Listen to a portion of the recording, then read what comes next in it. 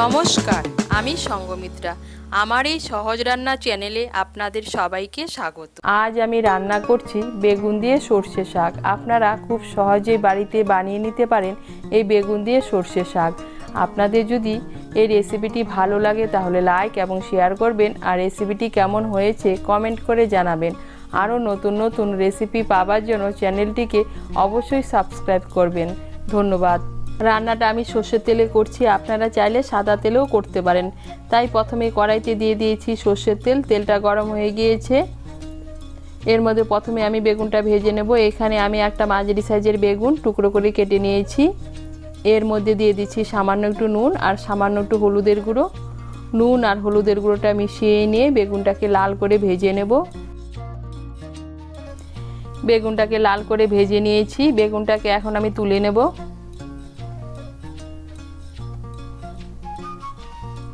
কড়াইতে দিয়ে দিচ্ছি আর অল্প সর্ষের তেল।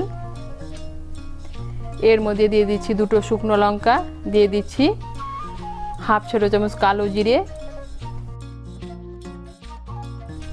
ফোড়নটা দিয়ে একটু নাড়াচাড়া করে নিয়ে এর মধ্যে দিয়ে দিচ্ছি থেতো করা রসুন। এখানে আমি একটা বড় সাইজের রসুন থেতো করে নিয়েছি। রসুনটাকে লাল করে ভেজে নেব। এই দেখুন রসুনটাকে লাল করে ভেজে নিয়েছি। এখন এর মধ্যে দিয়ে দিচ্ছি সর্ষে শাক। এই দেখুন এখানে আমি কচি সর্ষে শাক নিয়েছি। শাকগুলোকে আমি ভালো করে ধুয়ে কেটে নিয়েছি। সর্ষে শাকটাকে ভালো করে মিশিয়ে নেব। মিশিয়ে নিয়েছি। এখন 2-3 মিনিটের জন্য শাকটাকে ঢেকে দেব। 2-3 মিনিটের জন্য শাকটাকে ঢেকে দিয়েছিলাম। এই দেখুন শাকের থেকে অনেকটা জল উঠেছে। এখন এর মধ্যে দিয়ে দেব স্বাদ মতো নুন আর সামান্য একটু হলুদের গুঁড়ো।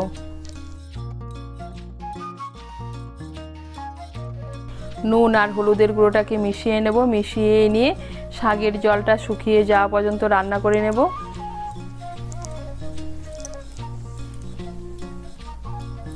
এই দেখুন শাকের জলটা প্রায় শুকিয়ে এসছে। এখন এর মধ্যে দিয়ে দেব ভেজে রাখা বেগুন আর দিয়ে দেব চিড়ে রাখা দুটো কাঁচা লঙ্কা। বেগুন আর কাঁচা লঙ্কাটাকে মিশিয়ে নেব। মিশিয়ে নিয়ে শাকের জলটা পুরোপুরি শুকিয়ে যাওয়া পর্যন্ত রান্না করে নেব।